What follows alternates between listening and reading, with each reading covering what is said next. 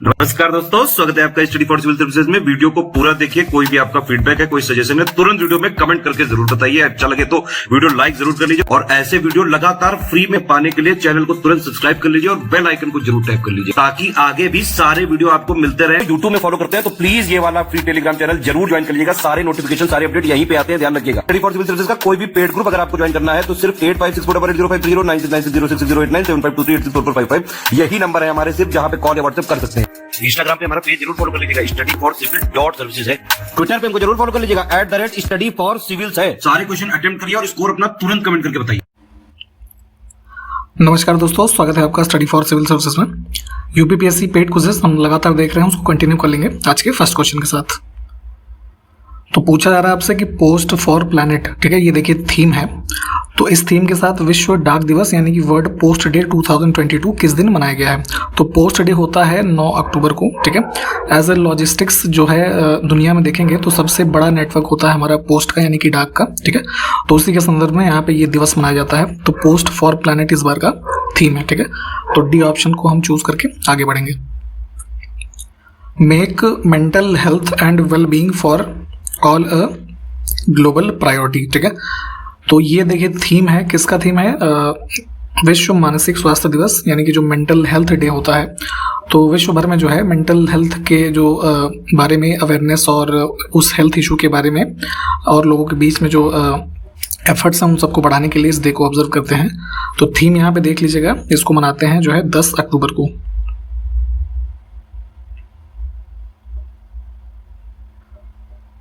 10 अक्टूबर 2022 को उत्तर प्रदेश के पूर्व मुख्यमंत्री मुलायम सिंह यादव का निधन हो गया है। तो ये डेट भी याद रखिएगा, डेट इंपॉर्टेंट हो सकती है। इन्होंने समाजवादी पार्टी की स्थापना कब की थी ये बताना है, ठीक है। तो इनके बारे में आप जानते होंगे कि ये उत्तर प्रदेश के जो है 3 बार मुख्यमंत्री रहे और देश के रक्षा मंत्री यानी कि डिफेंस मिनिस्टर भी रहे थे। तो इनके द्वारा यहाँ पे समाजवादी पार्टी जो वर्तमान में अखिलेश यादव जिसके अध्यक्ष हैं, ठीक है, तो इनके द्वारा इसकी स्थापना की गई थी 4 अक्टूबर 1992 को, ठीक। हेडक्वार्टर समाजवादी पार्टी का कहाँ पे है? न्यू दिल्ली में है, इसको भी ध्यान रखिएगा। 27 से 28 अक्टूबर 2022 को आयोजित यूएनएससी, ठीक है, ये आपको पता होगा, यूनाइटेड नेशन सिक्योरिटी काउंसिल जो है, तो इसकी आतंकवाद निरोधक समिति की विशेष बैठक की मेजबानी कौन सा देश करेगा? तो यहाँ पे डेट भी देखिएगा। ये मीटिंग जो है होने वाली है, special meeting on counter terrorism India में, ठीक।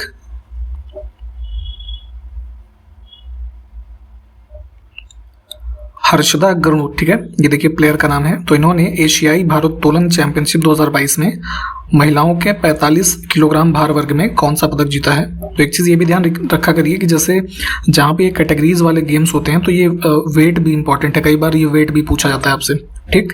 तो इन्होंने हर्षदा गरुड़ ने 45 kg जो है इसमें वेट लिफ्टिंग में जीता है, ब्रॉन्ज मेडल। ऑप्शन हम जो है सी को चूज करेंगे। एक चीज़ ये ध्यान रखिएगा कि जो ये एशियन वेट लिफ्टिंग चैंपियनशिप 2022 हुई है, कहाँ पे हुई है? बहरीन में, ठीक, इसको भी ध्यान रखना है।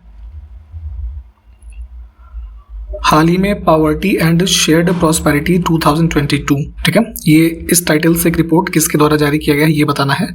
तो ये रिपोर्ट जारी किया है जो है वर्ल्ड बैंक ने, ऑप्शन ए हमारा करेक्ट होगा।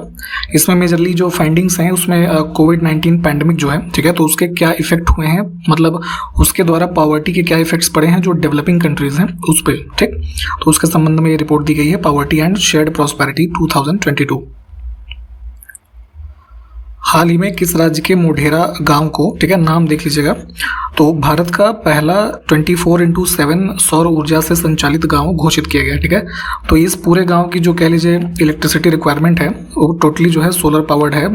तो ये डिक्लेयर किया गया है मोढेरा गांव को, जो कि कहाँ पे है? गुजरात में। अभी हाल ही में प्रधानमंत्री मोदी का वहाँ पे दौरा था तो उन्होंने इसको इनॉग्रेट किया है, इसको ध्यान रखेंगे।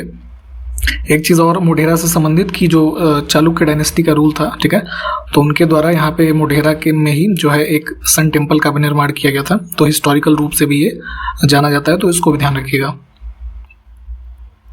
10 अक्टूबर 2022 को चौथा NICDC, ठीक है, इसका फुल फॉर्म होता है, आपको पता होना चाहिए, national industrial corridor development corporation, ठीक।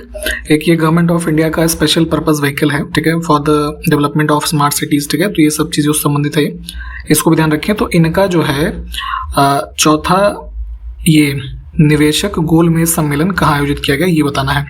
तो इन्वेस्टर्स राउंड टेबल कॉन्फ्रेंस है जो चौथी हुई है, मुंबई में इसको आयोजित किया गया।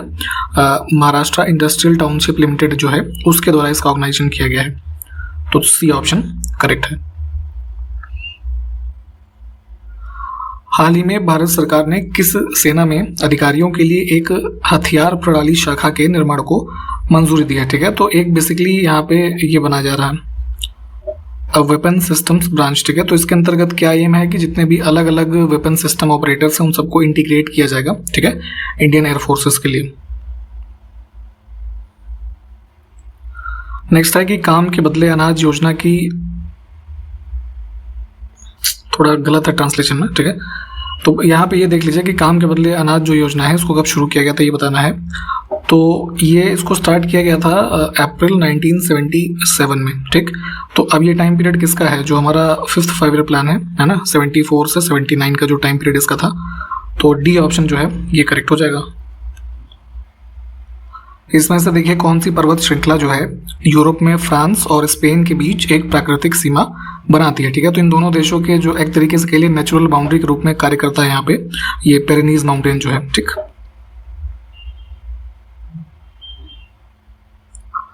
निम्नलिखित में से किस देश में माउंट पेड्रो स्थित है? ठीक है, तो ये सबसे कह लीजिए हाईएस्ट माउंटेन है। ठीक है, श्रीलंका का। इसकी जो एलिवेशन है लगभग 2525 मीटर के ही अराउंड है। ठीक, तो यहाँ से सी ऑप्शन को हम चूज करेंगे। इसमें देखिए कौन सा युग्म जो है वो सुमेलित नहीं है, तो कुछ शहर के नाम लिखे हैं और उनको किस उपनाम से जाना जाता है वो लिखा है। तो शुरू के 3 तो देखिए ठीक है। जैसलमेर के लिए लिखा है सिटी ऑफ लेक्स यानी कि झीलों का नगर, तो ये गलत है। झीलों का नगर यानी सिटी ऑफ लेक्स जो है राजस्थान के अंदर ही उदयपुर जो है, ठीक है, ये है। ठीक, तो डी ऑप्शन गलत हो जाएगा। चपचारकूट फेस्टिवल जो है किस राज्य में मनाया जाता है ये बताना है। तो देखिए आपने पढ़ा होगा कि नॉर्थ ईस्टर्न रीजन में जो स्लैश एंड बर्न टाइप की एग्रीकल्चर होती है जिसको झूम कल्टीवेशन आप कहते हैं। ठीक है, तो इसकी जो एक तरीके से कह लीजिए प्रैक्टिस की जाती है मिजोरम स्टेट में। ठीक है, जब अराउंड ये मार्च का जो महीना होता है तो जब इनका झूम कल्टीवेशन एक तरीके से कंप्लीट हो जाता है तब वहाँ पे उसको सेलिब्रेट करने के लिए जो है चपचारकूट फेस्टिवल मनाते हैं। ठीक, तो सी ऑप्शन को चूज करेंगे। देखिए प्रवाल भित्ति यानी कि कोरल रीफ्स के बारे में आपने पढ़ा होगा, तो पूछा जा रहा है कि ये निम्नलिखित में से किस क्षेत्र में नहीं पाई जाती है। तो यहाँ पे देखेंगे तो जो गल्फ ऑफ कैम्बे का रीजन है यहाँ पे आपको कोरल रीफ्स नहीं मिलेंगे, बाकी के इन तीनों में मिलेंगे। ऑप्शन ए को हम चूज करेंगे। कोरल रीफ्स एग्जैक्टली क्या होते हैं जरा कमेंट करके बताएंगे क्या? तमु मासिफ, ठीक है, देखिए एक टर्म है तो ये क्या है ये बताना है। तो पैसिफिक ओशन में आप देखेंगे तो ये जापान जो है, ठीक है, तो उसके ईस्टर्न डायरेक्शन में एक ये ज्वालामुखी है। ठीक, इसमें देखिए कौन सा युग्म सुमेलित है ये बताना है। ठीक है, तो रामसर कन्वेंशन किसके प्रोटेक्शन संबंधित है? जो हमारे वेटलैंड्स होते हैं। ठीक है, ये बिल्कुल ठीक है। बॉन कन्वेंशन जो हमारे माइग्रेटरी बर्ड्स हैं इनसे संबंधित हैं। वियना कन्वेंशन ये प्रोटेक्शन ऑफ ओजोन लेयर जो है इससे संबंधित है। तो तीनों ही ठीक है, डी ऑप्शन को चूज करेंगे। देखिए खतरनाक अपशिष्ट पदार्थों के सीमा पार स्थानांतरण के नियंत्रण और इन पदार्थों के निपटारे से संबंधित बेसल कन्वेंशन जो है किस वर्ष प्रभावी हुआ ये बताना है। ठीक है, तो जो हमारे जितने भी हैजार्डस वेस्ट हैं उन सब के संबंध में ये कन्वेंशन किया गया था। इस पे जो है कह लीजिए सिग्नेचर हुए थे 1989 में। ठीक, और ये जो इफेक्टिव है तो ये है 1992 से मई 1992, यानी कि सी ऑप्शन।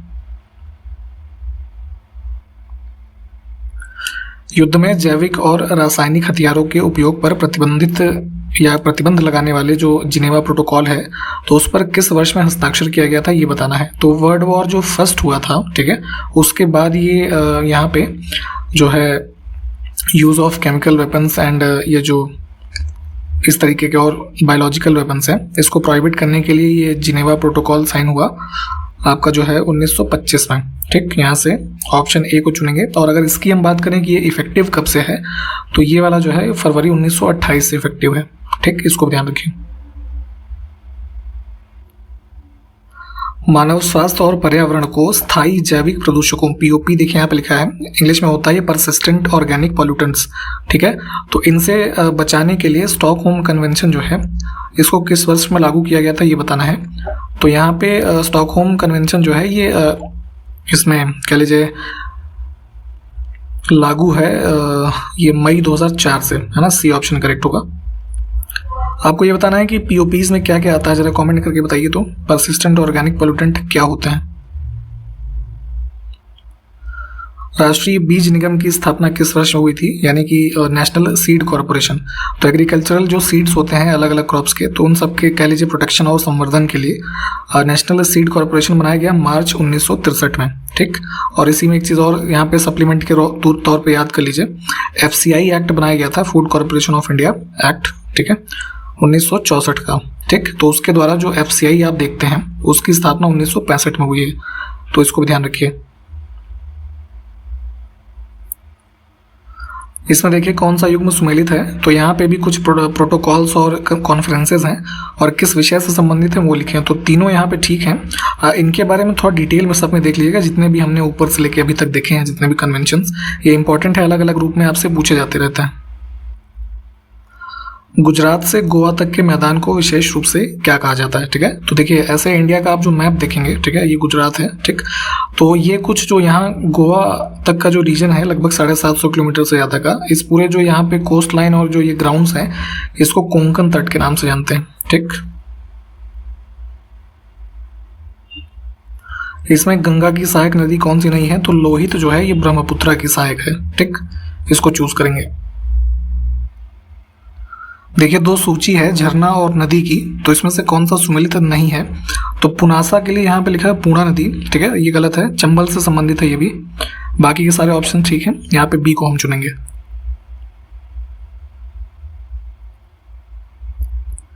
पूर्वी घाट और पश्चिमी घाट कहाँ पर मिलते हैं ये बताना है, तो ऐसे इंडिया का मैप देखेंगे, इधर से ये वेस्टर्न घाट्स की पहाड़ियाँ हैं, इधर ईस्टर्न घाट है, तो यहाँ पे जहाँ ये एक तरीके से मिलते हैं ये नीलगिरी हिल्स हमारी यहाँ पे है, ठीक। Option A. निम्नलिखित में से किस एक अधिकार को डॉक्टर भीमराव अंबेडकर के द्वारा संविधान की आत्मा, ठीक है, यानी कि heart and soul of the constitution, तो ये है हमारा राइट टू कॉन्स्टिट्यूशनल रेमेडीज, है ना। डी ऑप्शन में देखिए आर्टिकल 32 जो है फंडामेंटल राइट्स का, जिसके अंतर्गत फंडामेंटल राइट्स के हनन के स्थिति में कह लीजिए जो रेट्स इशू की जाती हैं कोर्ट्स के द्वारा, ठीक है, सुप्रीम कोर्ट के द्वारा, तो उसी को यहाँ पे कहा गया है, ठीक। वर्ष 1953 में जब आंध्र राज्य एक अलग राज्य बना तब उसकी राजधानी इसमें से कौन सी बनी, तो अक्टूबर 1953 में जो है भाषाई आधार पे देखेंगे तो जो तेलुगु स्पीकिंग लगभग 11 डिस्ट्रिक्ट्स ऐसे थे, मद्रास प्रोविंस जो था उससे अलग करके ये आंध्र स्टेट बनाया गया था, तो इसकी कैपिटल तब थी ये कुर्नूल, है ना, बी ऑप्शन। निम्नलिखित में से प्राकृतिक रूप से सबसे मीठा जो है इसमें से क्या है, ठीक है। तो देखेंगे नेचुरली पाए जाने वाले जितने शुगर्स होते हैं उसमें सबसे ज़्यादा स्वीट यहाँ पे स्वीटेस्ट है फ्रक्टोज, ठीक। जैसे शुक्रोज है तो शुक्रोज से भी लगभग 2 गुना मीठा होता है फ्रक्टोज, ठीक। तो डी ऑप्शन को चूज करेंगे हम। तहकीक ए हिंद यानी कि किताबुल हिंद जो है इसका सर्वप्रथम अंग्रेजी भाषा में अनुवाद किसने किया था, तो तहकीक हिंद आपको पता होगा कि अलबरूनी के द्वारा लिखी गई थी, ठीक। और इसका अगर हम बात करें जिसमें मतलब ये जो ये मुस्लिम शासकों का टाइम पीरियड और हिस्ट्री और इकोनॉमिकल उस समय की जो अंडरस्टैंडिंग्स थी उस सब के बारे में इस पुस्तक में इनके द्वारा लिखा गया, तो इसका जो सर्वप्रथम अंग्रेजी भाषा में अनुवाद किया इनका नाम था सी सचाऊ, है ना, सी ऑप्शन। और बाद में अगर हम बात करें इसका हिंदी में ट्रांसलेशन करने वाले तो उनका नाम था रजनीकांत शर्मा, ठीक। तो ये भी ध्यान रखिए। हाल ही में प्रकाशित पुस्तक 1971 charge of the Gorkha and other stories, ठीक है, ये किसने लिखा है, तो 1971 का जो इंडिया पाकिस्तान वॉर का इंसिडेंट रहा उसके संबंध में कुछ जो वास्तविक घटनाएं हैं उसका संकलन है ये पुस्तक, और इसके लेखक हैं ये रचना बिष्ट रावत। हाल ही में किस देश के फुटबॉलर क्रिस्टियानो रोनाल्डो, ठीक है, क्लब फुटबॉल में 700 गोल दागने वाले दुनिया के पहले खिलाड़ी बने, ठीक है। तो पूरी फुटबॉल की आप हिस्ट्री देखेंगे तो सबसे ज़्यादा गोल करने वाले बन गए हैं क्रिस्टियानो रोनाल्डो, और यह संबंधित है पुर्तगाल से, ठीक, सी ऑप्शन। देखिए 2022 का अभी हाल ही में जितने नोबेल प्राइजेस हैं ये सब दिए गए हैं, तो उसी क्रम में अर्थशास्त्र यानी कि जो इकोनॉमिक्स का नोबेल मिलता है उसके बारे में एक क्वेश्चन पूछा जा रहा है कि इस साल 3 लोगों को ये पुरस्कार मिला है ज्वाइंटली, और उसमें से यहाँ पे 4 लोगों के नाम लिखे हैं, तो कौन उनमें से जो है वो शामिल नहीं है। ठीक, तो अनिल कश्यप जी जो नाम लिखा है ये शामिल नहीं है। ऊपर के 3 लोग हैं, ये तीनों जो हैं यूएसए से संबंधित हैं, और जो विषय वस्तु रही कि किस लिए इनको इकोनॉमिक्स में नोबेल प्राइज़ मिला है, तो जो है इनकी रिसर्च वर्क जो है बैंक और फाइनेंशियल क्राइसिस है ना, इसके ऊपर जो इन सबकी रिसर्च है उस विषय के लिए दिया गया है। ठीक है, तो नाम देख लीजिए, बेन बर्नानके, डगलस डायमंड और फिलिप डायब विको। ठीक, our time is now, our rights, our future. ठीक है, ये पूरी थीम है, इसको देख लीजिए। किसकी थीम है? अंतर्राष्ट्रीय बालिका दिवस 2022 की। तो ये कब मनाया जाता है? तो अंतर्राष्ट्रीय बालिका दिवस, international day of girl child, ये मनाया गया 11 अक्टूबर को। नेक्स्ट है कि लाल सलाम पुस्तक इसमें से किसने लिखी है? तो हमारी केंद्रीय मंत्री जो है स्मृति ईरानी। ठीक है, तो ये नक्सलाइट्स वाली जो घटनाएं होती हैं हमारे सिक्योरिटी पर्सनल्स को, जो ये बम वगैरह से कई बार घटना में जो है उनको हानि पहुंचाते हैं, तो उन सब के संबंध में कुछ इवेंट्स का कंपाइलेशन लिखा गया है लाल सलाम नाम से स्मृति ईरानी के द्वारा। हाल ही में किस देश के खिलाड़ी फेलिस एल्बर्स ने 2021-22 के लिए FIH है ना, फेडरेशन ऑफ इंटरनेशनल हॉकी जो है, तो इसके women's player of the year award जो है उसको जीता है। तो यहाँ पे इंडिया की तरफ से भी जो है हरमनप्रीत सिंह का नाम ध्यान रखिएगा, इनको भी इसमें नॉमिनेट किया गया था। तो इसमें जीता है जो ये award player of the year, women's player of the year. ठीक है, ये फेलिस एल्बर्स, ये संबंधित है नीदरलैंड से। 11 अक्टूबर 2022 को संयुक्त राष्ट्र विश्व भूस्थानिक सूचना कांग्रेस कहाँ आयोजित की गई, ये बताना है। ठीक, तो यूनाइटेड नेशंस की तरफ से ये जो है एक कॉन्फ्रेंस आयोजित की गई, लगभग 5 दिवसीय है, 11 अक्टूबर से यहाँ पे हैदराबाद में। हाल ही में एजुकेशन 4.0 इंडिया रिपोर्ट किस अंतर्राष्ट्रीय संस्था ने लॉन्च किया है? तो ये वर्ल्ड इकोनॉमिक फोरम जो है इनके द्वारा यहाँ पे इसको लॉन्च किया गया है, और इसका मुख्य उद्देश्य ये है कि जितने भी लर्निंग गैप्स हो रहे हैं हमारे एजुकेशन के क्षेत्र में है ना, बच्चों के बीच में, तो टेक्नोलॉजी का यूज़ करके उसको कैसे जो है फुलफिल किया जा सकता है, तो उसके संबंध में यहाँ पे ये एक रिपोर्ट जो है लाई गई है। हाल ही में किस मंत्रालय ने tele mental health assistance and networking across states, ठीक है, ये फुल फॉर्म है और यहाँ शॉर्ट में इसको टेली मानस का नाम दिया गया है, तो इस पहल की शुरुआत किसने की है? तो शुरुआत की है मिनिस्ट्री ऑफ जो हेल्थ और फैमिली वेलफेयर है, यानी कि डी ऑप्शन। इन्होंने कोविड-19 पैंडमिक के बाद से जो मानसिक रूप से लोगों के बीच में कई सारे अवसाद और इस तरीके की स्थितियां जो उत्पन्न हो रही हैं, तो उससे डील करने के लिए यहाँ पे टेली मेंटल हेल्थ सर्विसेज शुरू की गई है, जिसमें 24/7 आप जो है टेलीफोनिक कॉन्वर्सेशन करके जो है हेल्प प्राप्त कर सकते हैं, जो हेल्पलाइन वगैरह बनाई गई है। ठीक, तो इसको ध्यान रखिएगा, डी ऑप्शन हमारा करेक्ट है। 10 अक्टूबर को चौथा हेली इंडिया समिट 2022 जो है ये कहाँ पर आयोजित किया गया है? तो हेलीकॉप्टर इंडस्ट्री जो है भारत की, उसके संबंध में जितने भी स्टेक होल्डर्स हैं, तो उन सबका एक समिट यहाँ पे ऑर्गेनाइज किया गया 10 अक्टूबर को जम्मू कश्मीर के श्रीनगर में। 10 से 12 अक्टूबर 2022 को सतत पर्वतीय विकास शिखर सम्मेलन 11, ठीक है, तो 11वां एडिशन है किसका?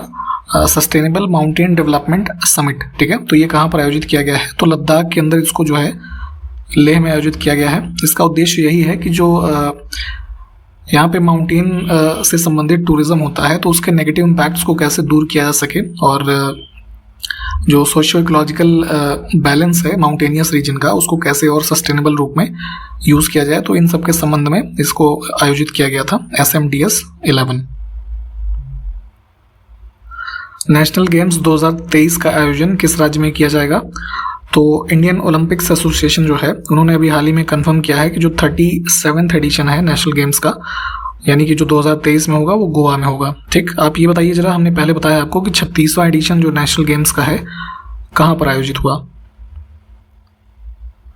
हाल ही में the global forest sector outlook 2050 assessing future demand and sources of timber for a sustainable economy. ठीक है, तो ये पूरा टाइटल है एक रिपोर्ट का, और इसको किसके द्वारा जारी किया गया है? ठीक है, तो यहाँ पे इसको रिलीज किया था फूड एंड एग्रीकल्चर ऑर्गेनाइजेशन, ठीक है, FAO। थोड़ा इसके बारे में डिटेल में देख लीजिएगा।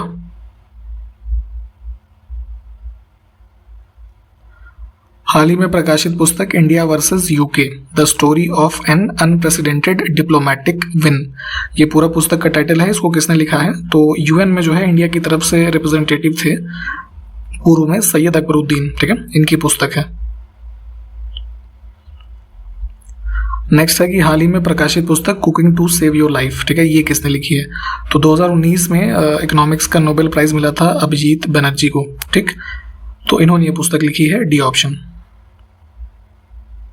गृह मंत्रालय यानी कि जो केंद्र का गृह मंत्रालय है उसके अंतर्गत महापंजीयक और जनगणना आयुक्त के कार्यालय के द्वारा लाए गए हाल ही में एक सर्वेक्षण के अनुसार देश में बाल विवाह का प्रतिशत किन 2 राज्यों में सर्वाधिक है, ठीक है। तो महापंजीयक और गणना आयुक्त यानी कि जो सेंसस कराते हैं ना, सेंसस कमिश्नर, ठीक, तो उन्हीं के द्वारा एक रिसेंट में जो कह लीजिए सर्वे है उसके द्वारा सबसे ज़्यादा जो परसेंटेज है चाइल्ड मैरिज का इंडिया में झारखंड और वेस्ट बंगाल में है, ठीक, यानी कि डी ऑप्शन।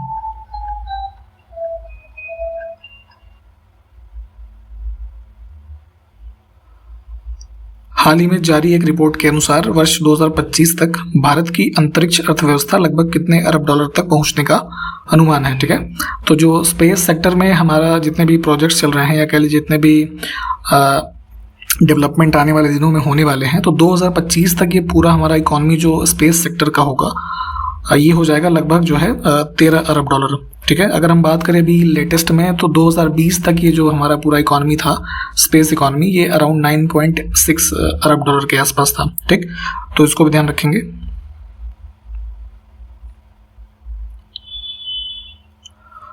तो यहाँ तक हमने कंप्लीट किया है आज के वीडियो में। सारे क्वेश्चंस को आप देख लीजिए, हमने जो पूछे होंगे आपसे प्लीज़ उसको कमेंट करके बताइए। अगले वीडियो में मिलते हैं आपसे, तब तक के लिए नमस्कार, जय हिंद।